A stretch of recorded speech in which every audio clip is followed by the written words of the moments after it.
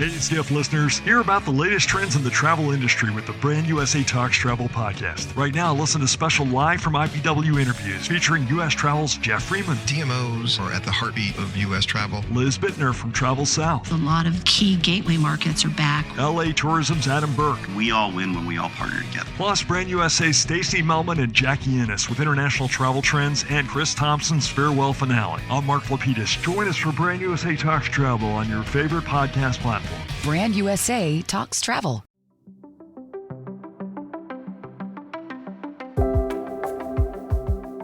Thank you for listening to the Skift podcast. Today's episode features a session from the recent Skift Global Forum, which took place in New York City in September of 2022. To learn more or join us at the next Skift event, visit live.skift.com. Enjoy the conversation.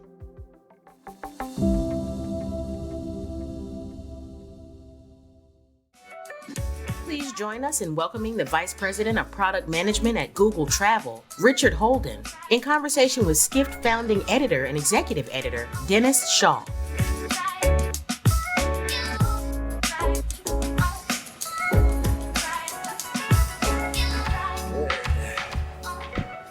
Hey everybody, Richard, thank you very much for being here. Good to see you, Dennis. So, this is the 11th anniversary of the launch of Google Travel. Started out with Google Flights. I remember the whole thing, acquiring ITA software. You've been at Google since 2002. Mm-hmm. You've seen the development of the whole thing. How is it different than what you imagine it would turn into? What were some of the challenges along the way? How has it evolved? It's a good question.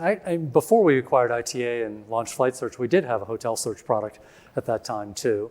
I wasn't actually involved in the travel products then. I was working on our ad products. Mm-hmm. But I think they've evolved quite nicely through the years in terms of just improving core search, core vertical search as well too. Mm-hmm. We've started from a nub of what was really kind of a local search for hotels at the time into having a very rich product at this point with lots of content through lots of partnerships we have in terms of photos, reviews, location information, et cetera, bringing all those pieces together.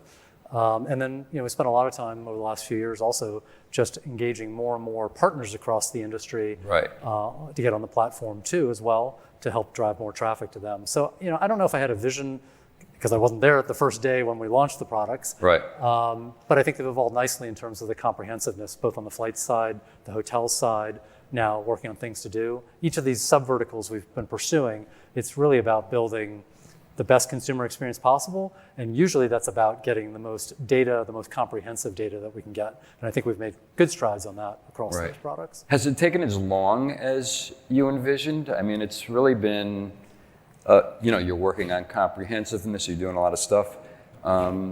It's really been a long haul.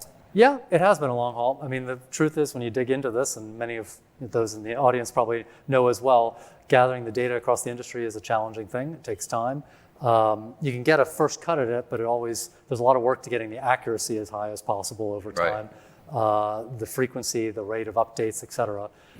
Every year we have a goal around quality and accuracy, and that just bar gets higher every year as we go. So I would say in some ways it's been surprising how long it's taken. On the other hand, it's sort of a never-ending mission in that sense. How often do you do updates? We do updates all the time. Like every day, I'm approving launches every day. There's always something that's coming across my desk to flip a bit on, so to speak, to say this is ready to launch. Okay. Before I forget, if you have any questions for Richard, put them in the app and we'll get to them towards the end. So post-pandemic, is Google stronger or weaker in travel? I would say pandemic was a real wake-up call for everybody in the industry. I think one thing we learned pretty quickly on during the pandemic was there were a lot of consumers that still needed to travel. And so we pivoted a lot of the things that we were working on toward trying to help them figure out how to travel, even when you couldn't travel in many cases.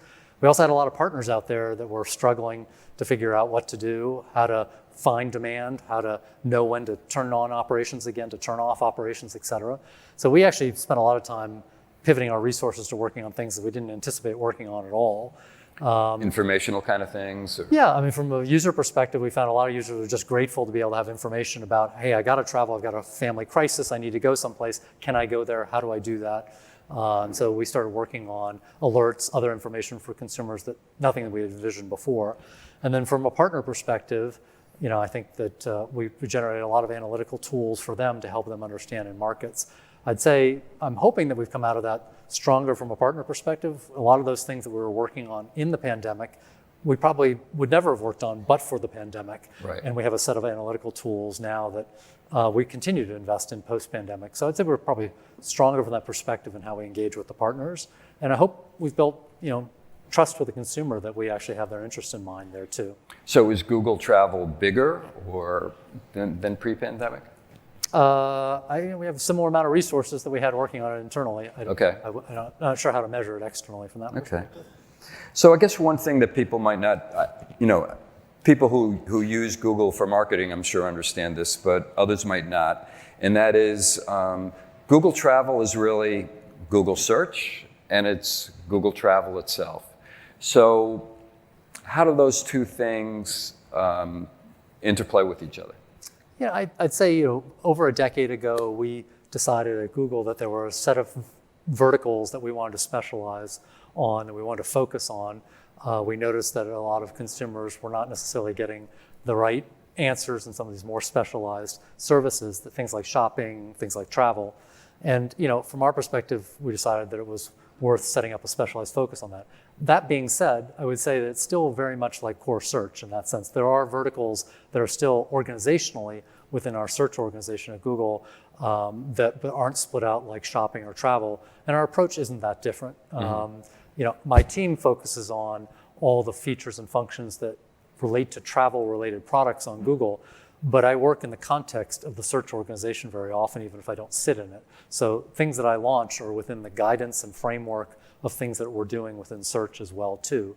And we work closely with the Maps organization similarly and others as well too. So I'd say that it's very fluid as to how I would define those things. These are really just verticals that get more focus at Google, but are still part of core search. So if your account rep is, no, I realize you don't do, you're in product, not necessarily ads, right? Are there different use cases for, throw an ad into Google Search versus Google Hotel ads? Oh, sure. I mean, we have different ad products, right. And the ads team works on those. There are a core of search ads, they're a core product, and there are travel-specific clients that buy those search ads on the search results page. We also have travel vertical-specific ads that are like the hotel ads that you see within the booking module. Right. And most of our advertisers are in the travel segment are buying both, or a mix of those advertisements. So we have an audience poll. Richard, you will like the results. For Gmail users, Google takes all of your travel booking information and aggregates it for you to view in one place at travel.google.com. Is this a great service? 47%.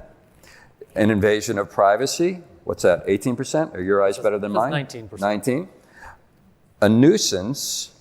What's that, Richard? 9.5%. Something else, 23%? Yeah.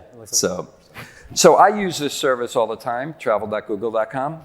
But what I don't like about it is, so if you're not familiar with it, if you get a flight confirmation, say from United Airlines, and you're a Gmail user, Google will add a block or a module on top of the email, and it'll say view in travel. It doesn't say it's from Google. So sometimes it's confusing, like if I want to change a flight, instead of booking on the United Airlines part of the email, I'll book on the Google part where I can't change my flight. Yeah. So. Well, that sounds like a UX issue we should work on because the language should be clear. I mean, I think for most people, it looks like, at least in this case, close to most people, it's a useful service, but certainly improvements we could make in that as well. Sure. Too. And I should point out, for those who think it's an invasion of privacy or aren't comfortable with it, you're in full control to certainly turn off the service within that, within Gmail settings and the like, and not have us do that to you. And no one else can use it except yourself. Yeah, it's all personal. So we have a bit of news. Can we show the image, a screenshot? Hopefully. And do you want to talk about the new things that you released today, trains and some filters? Yeah, in terms of on the sustainability front, there are a couple things. And here's Actually, just to the screenshot here in Sure. particular, we did launch today new train search services on Google.com. So for particular, it's worldwide available, but for particular countries. So if you're looking for trains in Germany, in Italy, Spain, and Japan, we have data now to help you understand what the train options are. And as you can see in the imagery here, you can then go directly to the provider to book that train as well. So some of the information you might have seen in the past on Google was related to our map-related information and embedded transit information there. It gave you schedule information, but it didn't give you pricing information, and it didn't link you to a partner to be able to book that. So that's what we're announcing now. As you can imagine, this is just where we're starting. We're hoping to expand that to other markets as we build relationships with the train operators themselves, with intermediaries as well too. So we're looking forward to gathering more. You can think about it as similar to work we've done in flights, where we've built a flights platform for this, and we'd like to do the same thing in trains as well. And so that was one announcement we made today. Another was related to our sustainability efforts, where last year we launched the ability to get carbon emissions information in flights, and also eco-certification information on hotels. And what we launched today was the ability to filter results for that. So if you're interested in flights, but you only want to see flights that have low emission standards, you can filter that in flights that way. Or if you want to find hotels that are eco-certified, you can search for that only as well. And the third thing that we announced today is that we're working with certification bodies to gather data directly from them for hotels that are eco-certified. You can think about LEED certification and the like. Right. We're now not only getting the information from the hotels, but from third parties that are doing the certification, so that we can get comprehensive information in the product.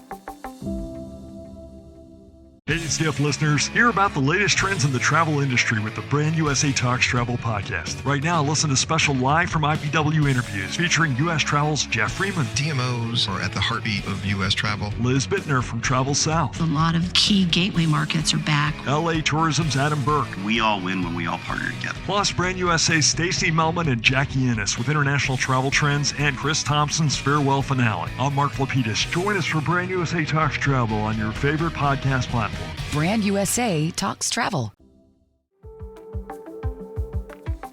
So the new train feature is what I would consider the Google conundrum, in that you're making it much easier for people to search for trains, which is a great thing for the consumer.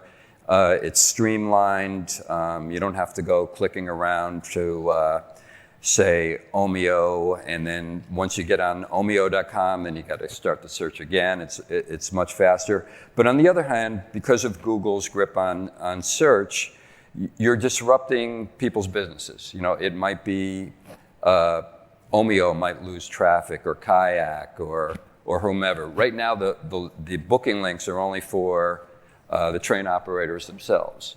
So how do you view that? Yeah, I would say that what you're seeing in the product today is just an initial launch, right? Where we've worked with rail operators and data providers to get that information. We're perfectly open to and would love to have intermediaries there as well too, just like we do in hotel search and we do in flight search. And so I would see it as an opportunity quite soon for anybody to participate in that as well.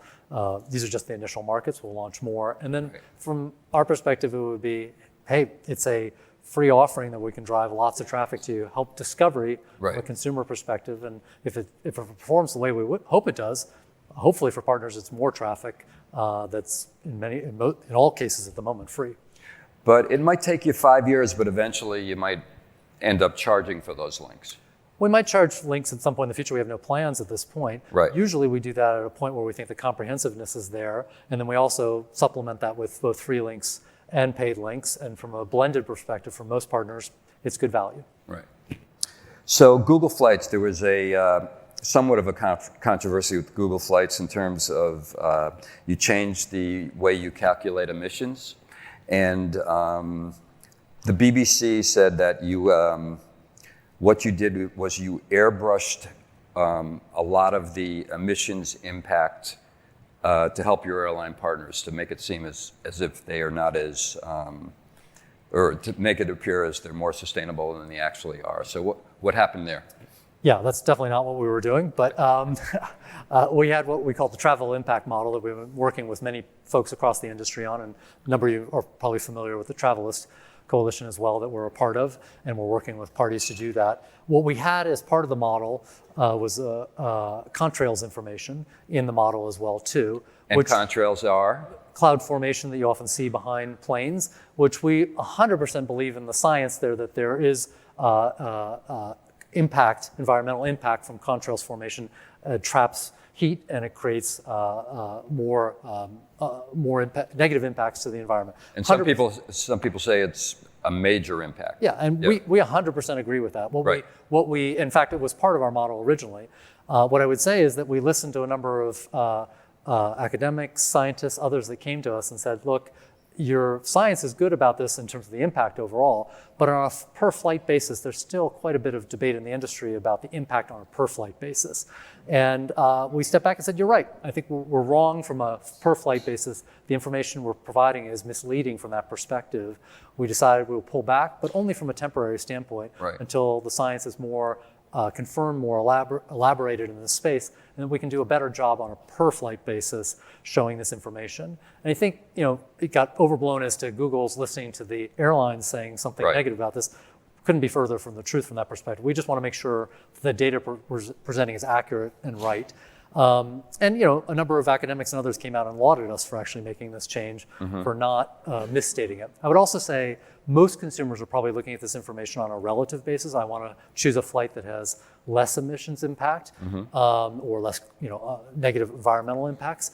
The relative ranking of the flights hasn't changed because we pulled this data out as a result. So I don't think we're affecting consumer choice at the end. We're just making sure that consumers aren't getting false information. Do you think this is going to take years before you get the confidence in the data? That's a very good question. I don't know if it's going to, I don't think it's going to be years, but I don't think it's going to be a matter of a couple of months. So it's going to take a little bit of time. But we are working with a number of academics on this front right now. So the audience and I think alike, because I have the same question as an audience question. That is that you just eliminated book on Google for flights or for hotels also? We did for hotels first and then flights as well. Okay.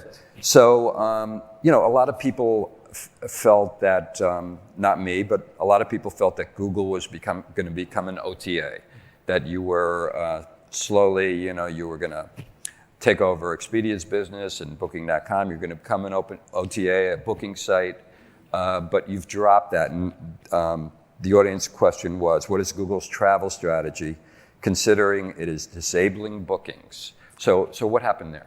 So I would say that, I've said this for many, many years, that our objective was never to be an OTA, and our goal of doing Book on Google wasn't to become an OTA.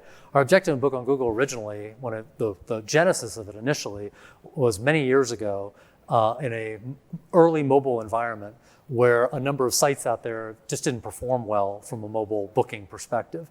And we created it initially to help partners say, hey, we've optimized this for a mobile context. We can help you improve your conversion rates. We have no interest in owning the customer relationship. You're still the merchant of record.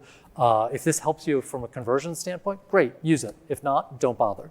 And for many partners, that really was the case. For some of them, particularly who were less sophisticated online, it was a helpful service. We offered it on desktop as well too, but it was more engaged on a mobile front.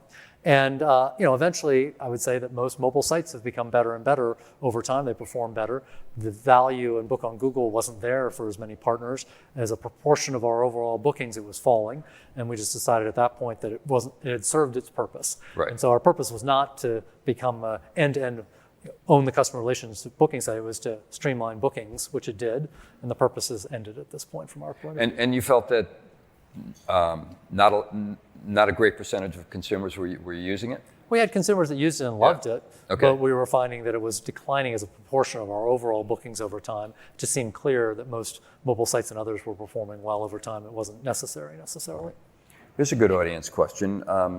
What does Google think about the threat posed by TikTok? Well, I'm not really in the space of our search team and thinking about this, but obviously, I guess in the travel context, I would say that there's no doubt that consumers are spending a lot more time, particularly younger generations of users, looking at video rather than text-based information to do travel inquiry. We think there's a huge opportunity in the video space. You can see it in YouTube, you can see it in other sites with consumers beginning to engage more and more at the early stages of thinking about travel, dreaming about where they want to go, rather than just dreaming and reading about it, spending a lot more time looking at videos about that. Right. And I think TikTok has a nice space in that, Instagram through Reels and other aspects as well too. We think there's some interesting opportunities there. Right. So I guess, I'm not sure if it was 2 years ago, Google added a lot of free links, or maybe it was a year and a half ago. I did a search for the Moxie Times Square where we had a party last night, and I think there were 3 paid ads: Booking.com, Expedia, and Hotels.com, and then there were 37 free links listed under the Moxie. So how is that working out? Is that really benefiting some of the companies that weren't buying ads? Our perspective on launching this, what we call free booking links, was we wanted to make sure we had comprehensiveness. Right. And we wanted to make sure that we had all the offers from hotels that we could possibly present a consumer. And looking back on our product, we knew we were missing some. So part of our objective there was to say, what can we do to enable all partners, both intermediaries, both suppliers directly, to want to participate in the product. And that was the genesis of free booking links from a couple of years ago, as you suggested. And I think it's working out quite well. We've got a nice surge of engagement from suppliers coming onto the platform. We simplified a lot of the connectivity issues that we had in the past, from sophisticated partners to less sophisticated. We got a lot of complaints in the past about having very unique demands in terms of connecting to our systems. We've now adopted industry standards in many cases for connecting with us. And so we have seen a nice surge of suppliers joining us and an increase in pricing information and offers on the platform. And we've also viewed it as a boon for all partners. We're actually seeing an increase of traffic to partners across the board, both in paid and in the free booking link space. So right. I think it's been good, and we're doing this across other services. So flights in a parallel sense. A number of years ago, we removed the ads from flight search, and we're bringing on more and more online travel agents to ads into the flight search product. And then things to do. We're doing a similar thing where we're trying to get full supplier integration as well as intermediaries as well. Right. So so with the free links, it's interesting. So if you buy an ad, a hotel ad, for a particular hotel, you also get a spot in the free links. So like Booking.com will appear in the paid ad, and Booking.com will also appear in the free links. How does that work for the advertiser? Are they getting a significant amount of traffic from the free links versus the paid, or?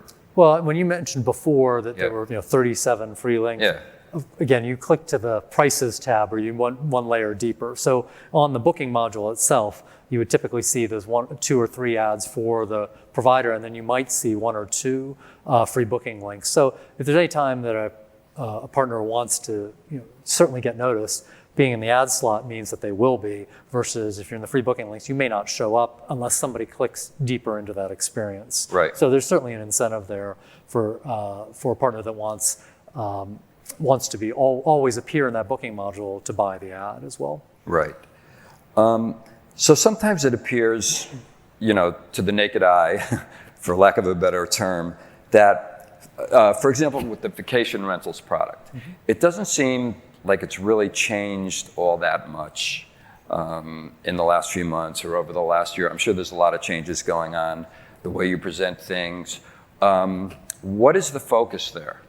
I mean, the focus, I would say, is just a product that's a number of years earlier in its life cycle than something like Hotel Search for us. Right. But our objective is the same there, to be able to build out the content, have full imagery, full rich review content, location information, et cetera, about those properties over time. I would just say we're earlier in that process than we are in hotels. And yeah, a lot is changing about it, but it's not always apparent to the naked eye. It takes time for those things to show up entirely. So Airbnb doesn't participate in that. I see Vrbo is in it recently. Booking.com isn't in it, I don't believe, in vacation rentals. Yep. How viable can the product be without Airbnb? Yeah, we'd certainly love to have those brands participate. They did in the past. Some of them have been in and out at different times. Right. Would love to see them all in the product at the end of the day, no doubt about it, if I want to have a comprehensive set of offers.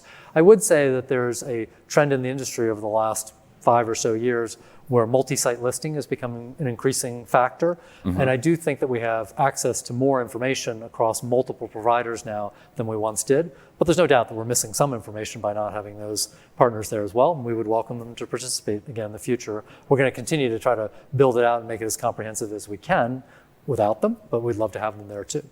When you're talking to Brian Chesky about that, what's he telling you? Why isn't he in it? Well, I haven't talked to Brian specifically about it in a long time, but our ads teams meet with them regularly, and they still buy ads from us as well too over time. Right. And I think that I would say that all of them are all looking at the product and saying, as consumer traffic grows there, and if it's interesting to us and it's valuable to us, we'll participate. So that's usually a wait and see attitude of most partners engaging with us on this.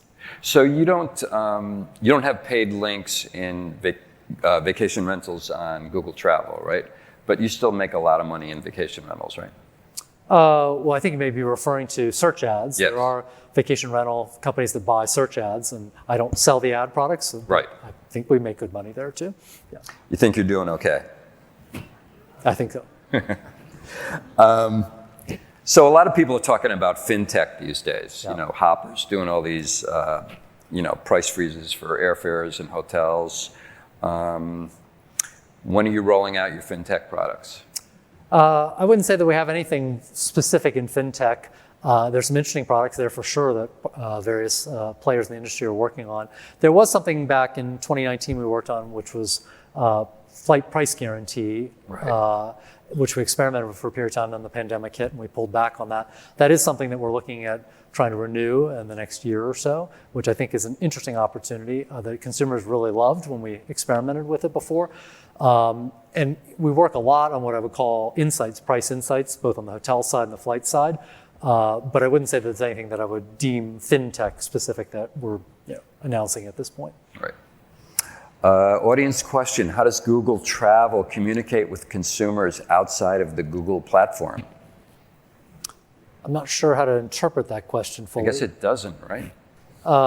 We, outside the Google platform, we present information to consumers on google.com, across various travel properties, I'm not sure I understand the question entirely. Okay.